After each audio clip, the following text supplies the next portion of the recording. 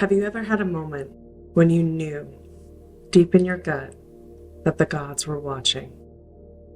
Maybe it was subtle, quiet, a flicker of warmth in your chest, or a sudden knowing that now you are standing on sacred ground. This summer solstice, June 20th, 2025, is one of those moments. Because in the skies, the gods are gathering, and they bring us a message. A long time ago, before cities and temples, there was a wild, smoky place on the side of a mountain. It was full of shadow and strange smells and deep voices. They said it was where the very earth herself breathed.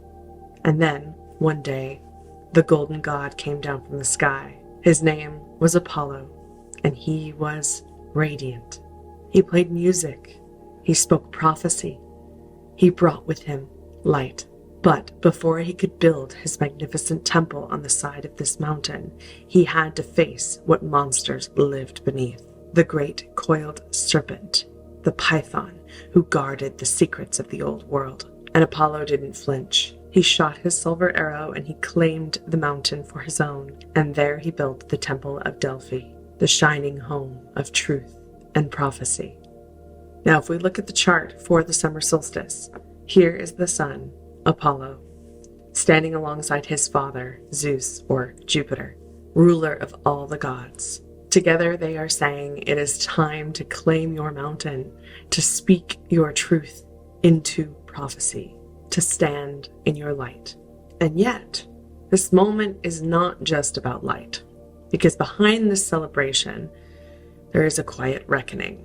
On the day of this solstice, the moon has just entered its exaltation in its sweet, pleasure-loving sign of Taurus. She sits beside Chiron, the wise centaur who was a healer and great teacher. But Chiron had a secret.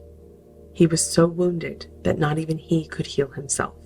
But instead of hiding that pain, he used it to teach others how to heal. He trained the heroes like Achilles and Asclepius, guiding them towards greatness. And the moon, she holds the feelings we often don't say out loud. She is like Artemis, goddess of the hunt and of the wild forest. She moves in silence, protects the vulnerable, and never lets herself be owned. So, when Artemis has just met with Chiron, we get the story of silent pain and secret healing, of learning to care for ourselves when no one else sees it. So this solstice, I ask you, what part of you still hurts? And can you let that wound become your wisdom? And let me not forget Mars. Oh, Mars, over here in Virgo, having just entered into this Mercury-ruled sign. You may know Mars as Aries, god of war, loud, full of muscle, bravado, passion, and fire. But there is a lesser-known story of Aries. Aries got too cocky, and two giant brothers thought they might teach him a lesson. So they trapped him inside of a bronze jar. And not for a day. No, for 13 months. Stuck. Furious. That's what Mars can feel like when he's in Virgo. You keep doing the work, quiet, behind the scenes. You hold everything together and nobody notices. You might feel invisible. You might feel like you're serving, but never shining. But Virgo teaches Mars a powerful truth, that precision is power, that patience is courageous, that devotion, daily practice, showing up, is the highest form of magic.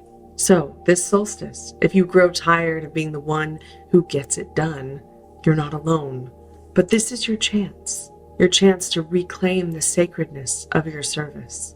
Now Mars, as well as the Sun and Jupiter, are speaking over here to the brothers Saturn and Neptune in Aries. Let's talk about Saturn and Neptune. They both represent something very different, two completely separate missions. Saturn, known to us and the Greeks as Kronos, is the god of time, of rules, of constriction, of foundation. He says, build it, step by step, brick by brick, follow the structure, stay in line, be responsible, follow the rules. And Neptune, called Poseidon, rules the seas. He says, flow, feel, dream, let go. Now, imagine them trying to build a house together. One laying the bricks, brick by brick, Saturn, and the other one with his hand washing them, eroding them away, Neptune. That is what this energy feels like. You might be dreaming big, and you also might be panicking. You might want to be doing everything, but feel paralyzed by the fog. But the truth is, every sacred temple needs both. It needs form and faith, time and trust. So what can you build now, even if the blueprint isn't clear yet? So finally, let's return to the sun, now in its expression as the god Helios. Before Apollo, there was Helios, the god who rode in the sky in his golden chariot, seeing everything. In fact, in some myths, it was he, Helios, who saw Persephone snatched away by Lord of the Underworld, Hades, and it was he who told Demeter the clear truth. He illuminated what was already happening. And this is what this solstice does. It doesn't seek to only bring comfort. It brings us clarity.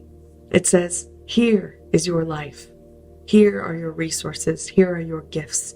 Here are your struggles, your sabotages, your aches, your hurts, your wants, your desires. Here it all is. So what will you do with it? I ask you, what truth on this solstice are you ready to see? What part of you is already blooming that you forgot to celebrate? This solstice, take the time, light a candle, hold a crystal, go out and collect that beautiful sun's energy, and then name your blessings out loud. Each one, even if they hurt a little bit. Because the gods are watching, not to punish, but to witness. To see you say, this is who I am, and this is what I am choosing. Because you are not too late. You are not too tired. You are not alone. This is a torch-passing moment. The story can shift here. So, leave a comment below and tell me, what myth are you living through right now? And what temple are you building this season? Please consider subscribing, and until then, may you live a life blessed with divine purpose and glory, for you are worthy, and you are free. Blessed be.